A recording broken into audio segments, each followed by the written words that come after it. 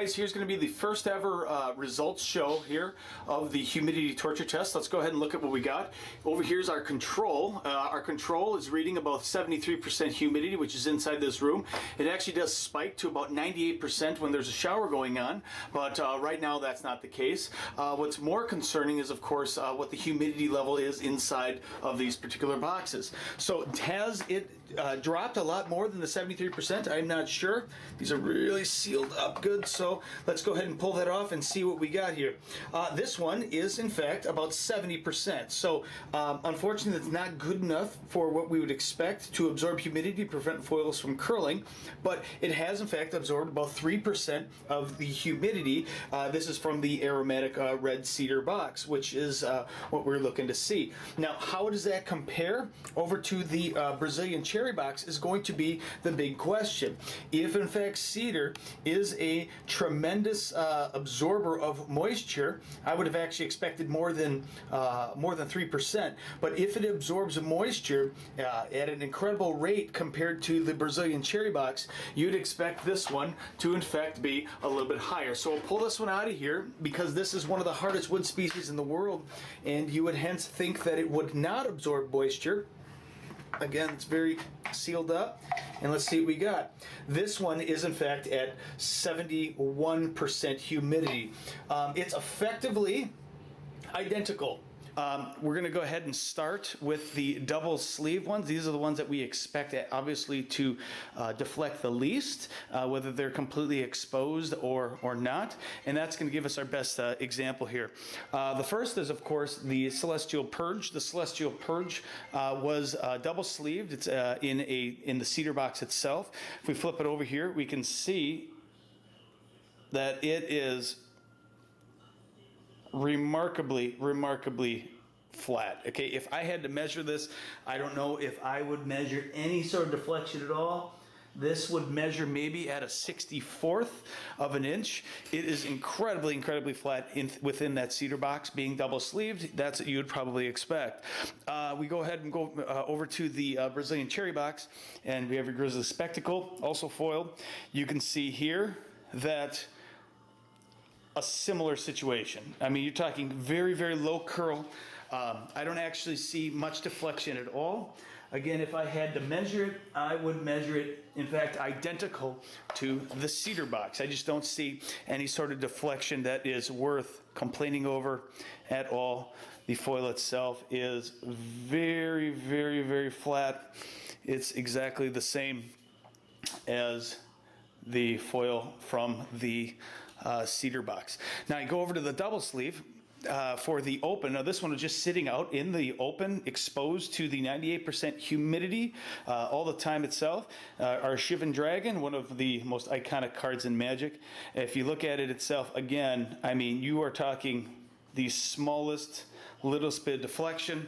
If I go ahead and measure it itself, it actually might be a tick more, but it is so close. It's probably within the margin of error of the experiment itself.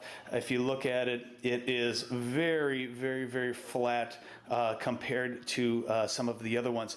Now, if we move over to the single sleeve, now these are the ones that we will expect to see a little bit more deflection on, because there is not that extra layer of plastic.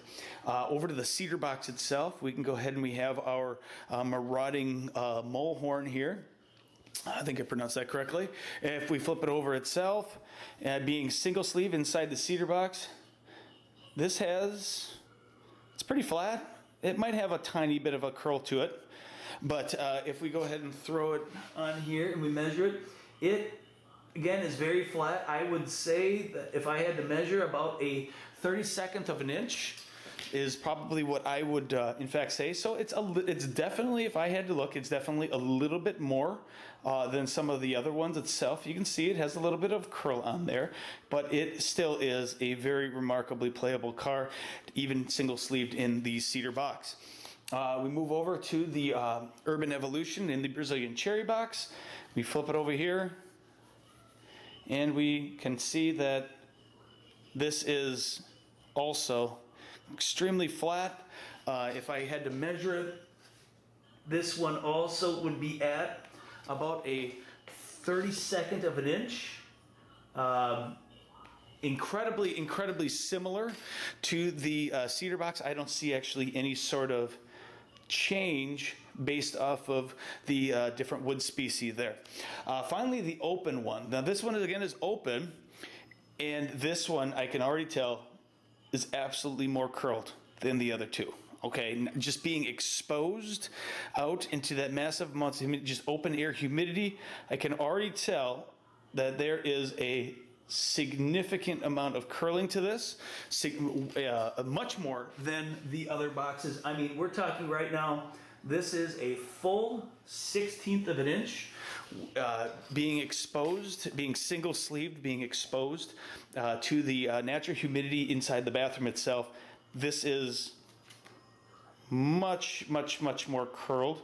It's still acceptable probably to play unless you're extremely picky, but it's still not what you obviously want. So some form of covering, so this double sleeve is honestly, which is what we expected, is much better than the single sleeve.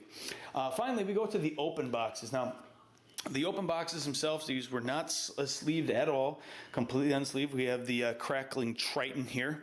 If we go ahead and flip it over, the crackling Triton is curled, definitely curled. It was perfectly flat. You can see that it is in fact curled. There is a pocket. It's actually probably similar, or it's probably similar to the Sign of the Wild that we just had at last. And in fact, this is even more. This is curled, being left open. This is curled at least a 1/16 of an inch, probably a little bit more. You're maybe 3/32 of an inch more compared to the other one. This is an unfortunate circumstance. I don't know, maybe some people would want to play this. Some people may not, but it is still a curled card, even not being in a sleeve at all. So we're learning something here, is that maybe sleeving is probably your best defense rather than necessarily the wood species, but it is still significantly less than the one that we will see here in a second. The Brazilian cherry also is similarly curled. It was left open.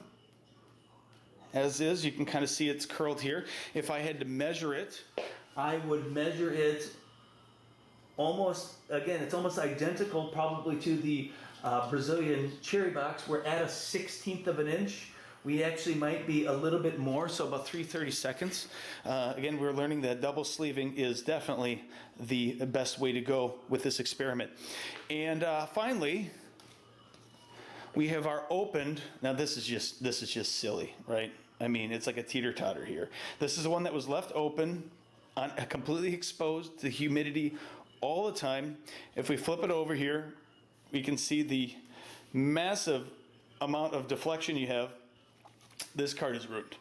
This card is absolutely ruined, unplayable, and that's just by being left in a high humidity environment without any sort of protection on it at least. If I go ahead and measure this itself, it's probably ridiculous. It might be at a 1/4 of an inch.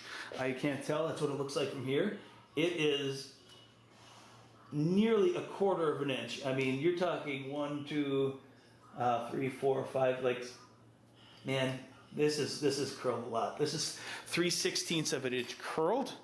This is exactly what you're trying to avoid with this. So, what did we learn today? Well, first of all, that is unacceptable. And if you leave your foils exposed to a high humidity environment, this is what you would expect. Are we learning that necessarily that a specific wood species is better than another? I don't have evidence of that yet, but that might be true in the future once we take this out another week.